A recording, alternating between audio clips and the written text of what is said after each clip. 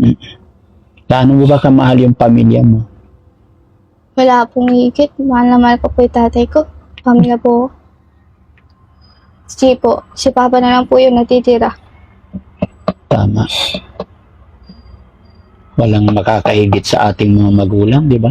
Dahil wala tayo sa mundong ibabaw kung wala sila. Hindi lang po kay Tatay Patricio. Sa lahat po ng magigiting na tatay na walang kapaguran na pagsilbihan ng mga anak. Saludo po si Daddy Frankie sa inyo. Kaya tayong mga anak bilang ganti ay suklian din natin ang ating mga magulang sa kanilang mga sakripisyo at pagmamahal sa kanilang pagpapalaki sa atin.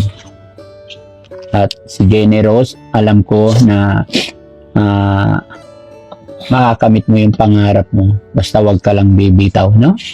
May bibigay ako sa iyo, Jenny Rose, para makatulong sa pag-aaral mo. Pahawak mo na.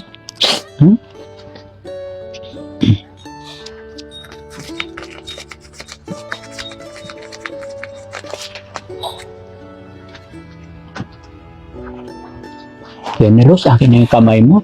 Mabigyan kita ng kasi sabi mo, pumapasok ka, nag-aaral ka. Pandagdag man lang, no? At ipag-pray natin, sana makabalik ang Team Daddy Frankie dito para mas makatulong pa. At sabi mo, nangangalakal yung kapatid mo para makabili ng may pambiling bigas. Pahingi ako isang sakong bigas, Kuya Rizky. Ito, kami mo. 1, 2, 3, 4, 5, 6, 7, 8, 9, 10. Thank you po. Maraming salamat po. Para sa'yo talaga yan dahil napakabuti mong anak. Magsikap ka lang. Huwag kang iwasan mo yung barkada. Focus lang sa pag-aaral. At lagi kang makipag-usap sa mama at papa mo. Ay, sa tatay mo. Lagi kang sumangguni kay God. Huwag na huwag mong pababayaan yung tita mo na inaalagaan. Paano nangyari? Bakit ikaw nag-aalaga? Hindi, nahihirapan po kasi lola ko po. Kaya po, tinutulungan ko po siya. Lalo na po, pag lumuluwas po si lola sa kapuyaw para po tulungan po si tita sa pag-aalaga po ng mga apo. Okay. Sige, salamat sa pag-share mo ng kwento ng buhay mo, ha? Ito, may bigas ako para hindi na kayo Maraming salamat po. Sana nakatulong. Okay? Opo. Maraming salamat.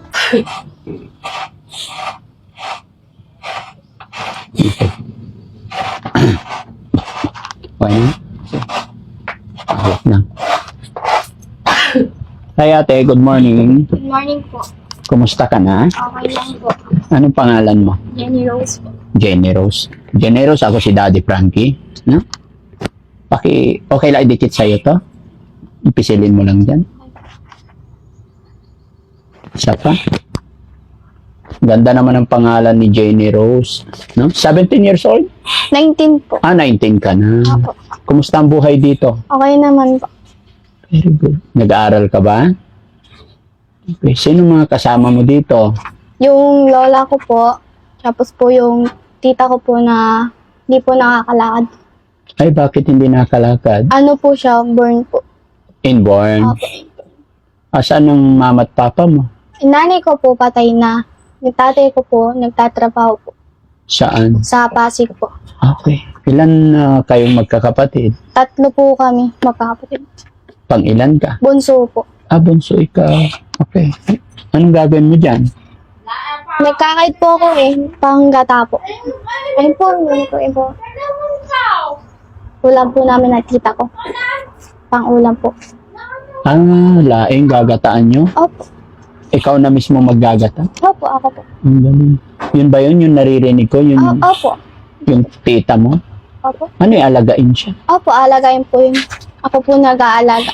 Ang galing mo naman. Gaano mo na siya katagal inaalagaan? Tagal na rin po. Simula po nung dito po kami tumira. Bali, ilang taon na kayo nakatira dito? Ano na po 19 na po ako dito. 19 years old na po. Tagal na po kami sumalat sa pool po. Dito na po kami. Sumalat sa pool, dito ka nakatira. So, sabi mo 19 ka na. Nag-aaral ka naman. Opo, nag-aaral po. Anong year ka na? Senior high po. Senior high pa lang? Graduating po ng 12. Mag-graduating ka sa 12. Diba K to 12? Opo. Anong course naman ang kukunin mo after? Criminology po. Criminology. Parang kailan lang diyan sa kabilang barangay may namit din kaming 17 years old. Criminology din ang gusto niyang kunin. Bakit criminology? Yung po yung gusto ko po. Bakit? Para po makatulong po. Dito po kasi sa lugar namin, marami pong addict. Ay, bakit ganun? Hindi ko rin po. Kaya gusto mo maging pulis? Opo. Tapos marami pong magnanakaw. Dulong po yung kapitbahay namin sa drugs. Oh, Kaliwat kanan pong may nag-aabutan. nakikita mo? Nakikita ko po. Pag nakikita ko po bakit po nila ginagawa yun? Ano po napapala nila? Oo, tama ka. Kaya gusto mo maging pulis? Opo. Start na po yun, grade 10 po. Oo. Yun na po, naging gusto ko pong kunin course. Nagsimula ang pagka-interest mo maging pulis nung grade 10 ka. Dahil nakikita mo sa mga kapaligiran, ganun? Opo, magulo po. Magulo. Ba't mo nasabing magulo? Dahil po, ganyan po mga nakapaligid dito sa amin. Puro pagnanakaw po. Nanakaw na hindi kanila. Nagnanakaw sila na hindi sa kanila. Ultimo, po namin, kaingin po. Nagpapakahirap po tatay namin magtanim. Oo. Ninanakaw po nila. Ano ba yun? No? Kaya sa tingin mo ba pag naging pulis ka na, poproteksyonan mo na tong lugar ninyo? Parang gano'n. Kasi po, once na maabot ko po yung pangarap kong maging pulis po, dito po ako magpapadestino po. Dito ka magpapadestino. Ang galing mo naman. So may mga idea ka na. Okay? Kasi po, yung pisan ko po, yun na po yung course din na kinuha niya. Yung pinsan mo, pulis din. Pulis na po ngayon. Pulis na siya ngayon. So good. Meron kang makukuha ng idea. Opo. The same time, matutulungan ka rin niya, no? Okay, so, napakaganda ng plan mo sa buhay mo, no? Na okay yan. So, kumusta naman ang source of income ninyo? Paano kayo nabubuhay dito? Sa po, nangunguha po kami sa bundok po ng kayasin, tapos kung ano pong may bebenta para po may pamili po kami ng bigas, ulam. Okay. Kakayas po kami. So, yung tatay mo, nasa Pasig ngayon? Apo, sa Pasig. Kailan nauwian niya rito? Monthly or what? Monthly po. Monthly nagbabakasyon Opo. siya. Minsan po, hindi po siya nakakawi kasi po, kinukulang din po yung budget. Ano ba trabaho, Papa? Construction. Construction. Okay, oo. Ang minsan kasi sa construction, hindi sigurado, minsan walang sweldo, ano? Opo. Pero sa trabaho talaga napakahirap. Tuloy po yung trabaho nila, pero minsan po, yung sweldo hindi po nabibigay ng buo. Kumusta naman yung mga kapatid mo? Yung panganay po, may asawa at anak na po. Nakatira po sa Chaong. Yung kuya ko po, special po siya. Ay, special. Opo. PWD po. Nasaan siya ngayon? Kasama po ng lolo ko sa bundok. Kumukuha po sila ngayon ng kayasin. Dito rin uuwi. Opo, dito. Sayang. Sana makilala ko rin. Ay, mamaya pa po ang baba nila. Mamaya. Okay. Ikaw naman, kumusta naman ikaw? Hindi mo ba nag-try magtrabaho sa iba para mas makapag-aral ka? Hindi mo sinubukan lumayo, magtrabaho habang nagtatrabaho, nag-aaral? Hindi po pwede kasi po, binabantayan ko po yung tita ko. Okay. Kaya po, kahit tapos graduate na po ako, dito na lang po ako sa bahay. Inaalagaan ko po yung tita ko. PWD din po siya. Oo. Bakit ganun, no? May tita kang PWD, tapos may kapatid kang iba, PWD. PWD rin. Pero buti yung kapatid mong PWD, nakakapaglakad na isasama. Opo. So, nakakatulong pa rin kahit papaano. Minsan po, nangangalakal po yun para po may pamili po kami ng bigas. Kape.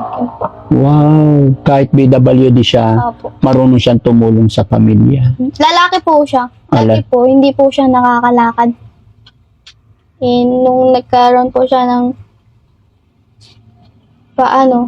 paraan para po makapaglakad, tinulungan po yun para po makapaglakad siya. So ngayon nakapaglakad na siya. Pero po yung lakad po niya, hindi po normal. Oo. Parang yung para pong kinokuryente po yung katawan niya. Pero napacheck up din siya before. Hindi po.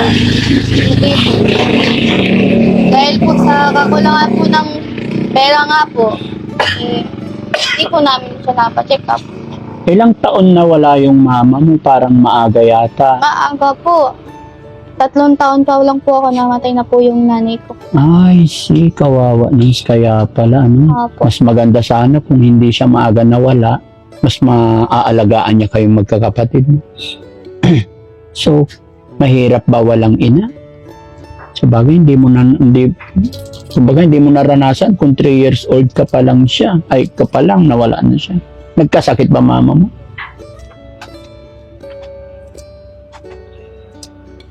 Namatay po.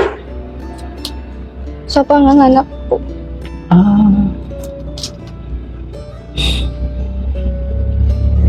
Paano nangyari? Sa bunso ko po kapatid. Nabuhay yung kapatid mo, siya naman ang namatay din. Parehas. Kaya ikaw ang bunso. So sad naman, sorry naalala mo tuloy yung mama mo. Dahil sa amin. Basta laban lang, no?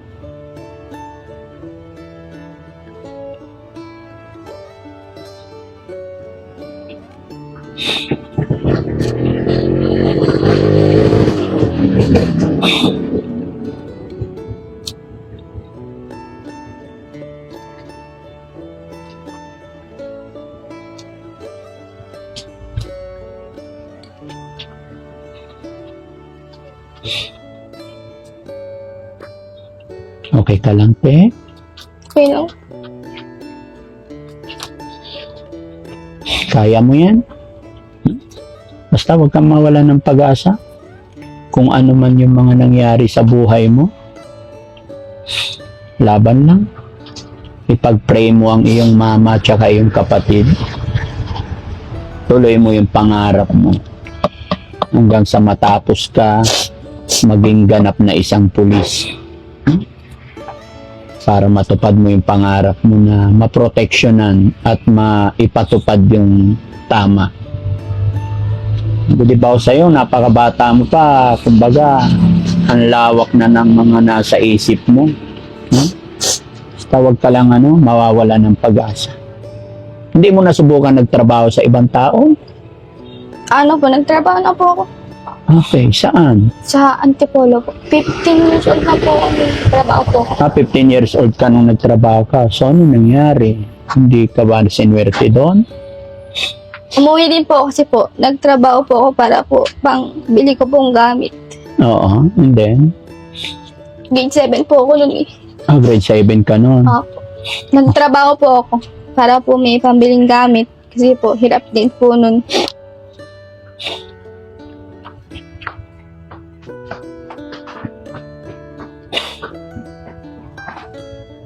Gaano ka katagal nagtrabaho doon? 5 buwan lang po ako dun. 5 buwan lang. After 5 months, umuwi ka na. Po, kasi po papasok po ako grade 7. Okay. So, ganun lang. Tuwing bakasyon, nagtatrabaho ko. Ganun. Para po may panggastos na rin po ako. Hindi na po ako sa tatay ko. May bat po ako sa Kabuyaw. Kinuha po ako ng tita ko. Bakasyon din po nun. Nagtrabaho ka rin sa Kabuyaw, sa tita mo? Ay, hindi po ako nagtrabaho. Tinulungan ko lang po siya kasi po, bagong anak po siya nun. Nahirapan po siya, wala po katulong. 2 years po ako dun. Dahil nga po dun po sa trauma ko po, hindi ko po kinaya. Kaya po, napauwi ako dito ulit. Yung asawa po ng tita ko. Oo. Sa 4 na buwan po, turning 16, 17 po. Yung 4 na buwan na po yun, 2 beses na po akong gustong raping. Yung asawa po ng tita ko. Ay, patay tayo dyan. Hindi ko po kinaya. Magpapakamatay po ako ng time na yun naawa na rin po yung tita ko. Tinawagan po tatay ko nang pauwi po galing trabaho. Bakit ka magpapakamatay? Kasi po, hindi ko po inaasahan na ganun po yung gagawin po sa akin ng asawa ng tita ko. Oh, okay.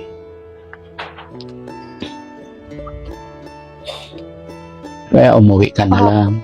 At least walang masamang nangyari sa'yo. Wala po. Very good. Mga ganyang bagay, hindi naman natin ginusto, pero hindi maiwasan na may mga ganon, mga pagsubok. Opo. Mag-pray at magpasalamat ka pa rin kay God kasi walang masamang nangyari sa'yo. Wala po. Thank you naman po ako.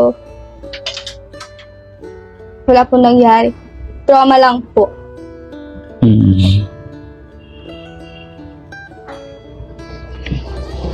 So yun, kalimutan mo na lang yung hindi maganda. Kumbaga, gawin mo na lang inspirasyon yung mga hindi magandang karanasan mo.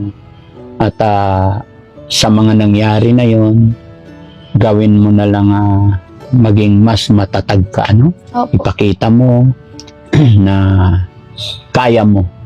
Total, nandyan naman ang tatay mo.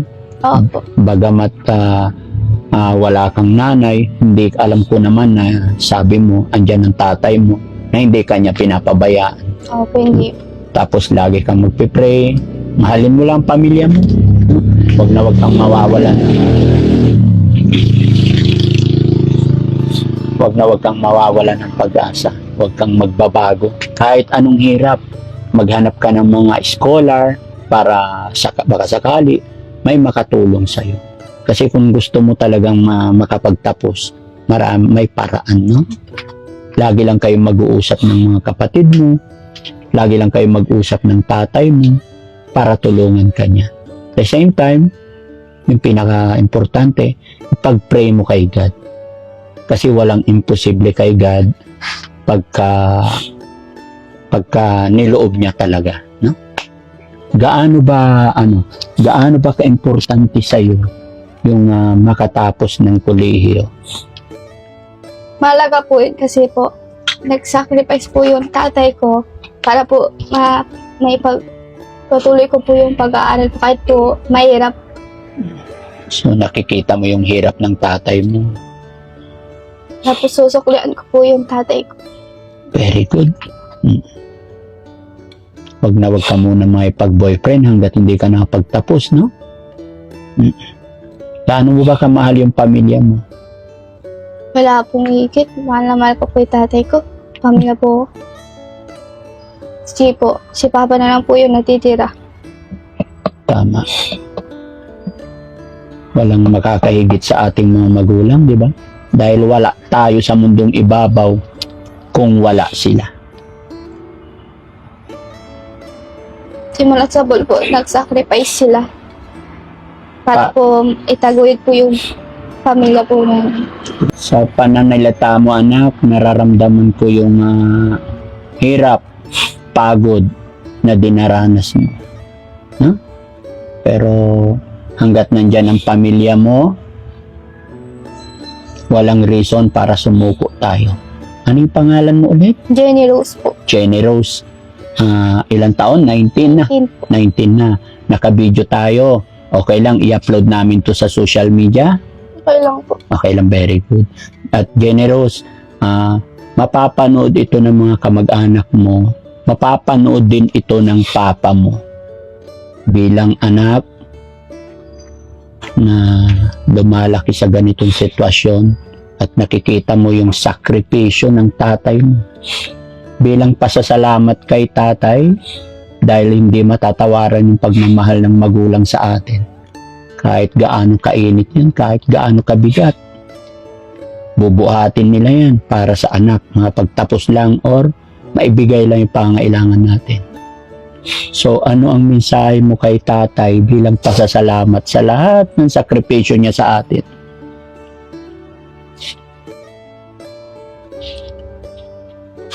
Pa, siguro mapapanood mo nga to. Thank you. Kasi kahit matigas ulo ko, kahit matigas, sobrang tigas ng ulo ko, iniintindi mo pa rin kami.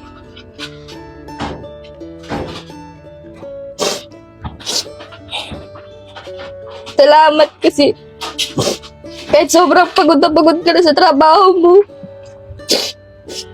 kami pa rin yung inaalala mo. Madami akong gustong sabihin sa'yo pero nahiya ako.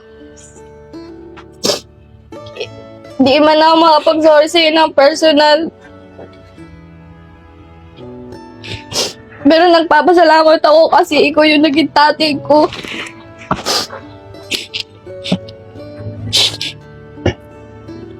Nagpapasalamat ako kasi sobrang bait mo. Kahit sobrang tigas talaga ng ulo ko. Sorry kasi lagi ako sumusuway sa'yo.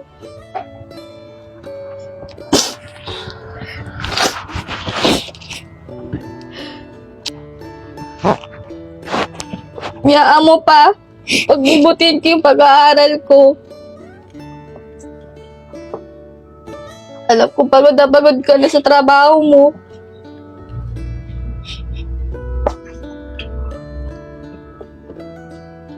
Thank you.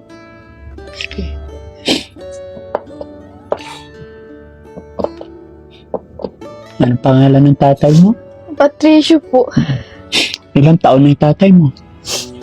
47 po. Okay. Tatay Patricio, mapapanood mo man ito, maging ako man ay sumasaludo sa iyo. Inaasahan mo ba na may darating na blessing sa araw na ito? Hindi po. Very good. Ganyan kahimala ang Panginoon. Walang imposible kay God. Alam ni God kung sino yung mga totoong nangangailangan. No? Kahit minsan, hindi nagkamali ang Panginoon para sa atin. Tayo lang minsan ang nagkakamali ng tinatahak.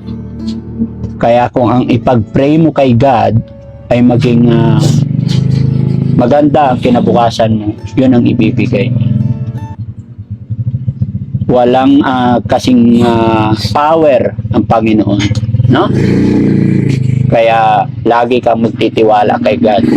Yung oras o panahon na mahina ka na or iniisip mo na hopeless ka na, pero once na nag-pray ka, nanalangin ka kay God, magugulat ka na lang. Gagawa siya ng paraan. Magugulat ka na lang. Gagamit siya ng mga ibang instrumento or gagamit siya ng ibang tao para dumating yung pangangailangan mo. Kagaya na lang ng nangyari ngayon. Sabi mo, hindi mo inaasahan ng blessing. No? So, ito na yung nangyari. Yan ang patunay na may buhay na Diyos. Huh? So, ayan mga kababayan, mga kabarangay, maraming salamat po at narating namin ang isang bahay na ito na daanan ng Team Daddy Frankie at nakita namin na isang batang ito. At kami nakipag-usap, eto ang kwento ng kanyang buhay na aming nalaman. Mga kababayan, sa mga napanood ng video ito, napanood ng kwento ng buhay ng batang ito. Pag naibigan mo at nagustuhan mo, i-share po natin para sa ganon, mas makatulong pa tayo. Maraming salamat po. Daddy Frankie po, anak ng Pangasinan. From Pangasinan, mabuhay po tayong lahat. Shoutout po sa ating mga kababayan OFW. mga kababayan natin na nasa ibang bansa. Sa Team Rise Above, mabuhay po kayong lahat. Kay Purisa Joy, ayan, thank you so much sa walang sawang pagsuporta nyo kay Daddy Frankie. Ayan. So, paalam tayo, sa camera. Ayan. Ano masasabi mo sa mga viewers natin?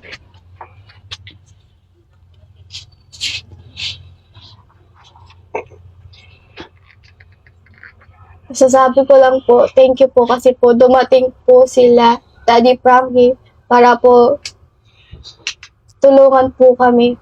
Di ko po inaasahan na mabibigyan po kami ng tulong po galing po sa kanya.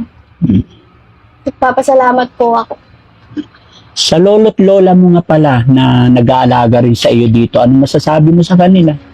Para po sa lola at lolo ko, nagpapasalamat po ako kasi kahit nahirapan din po sila, binibigyan pa rin po kami ng pagkain. Kahit po matanda na po sila, inaasikaso pa rin po kami. Kuya ko.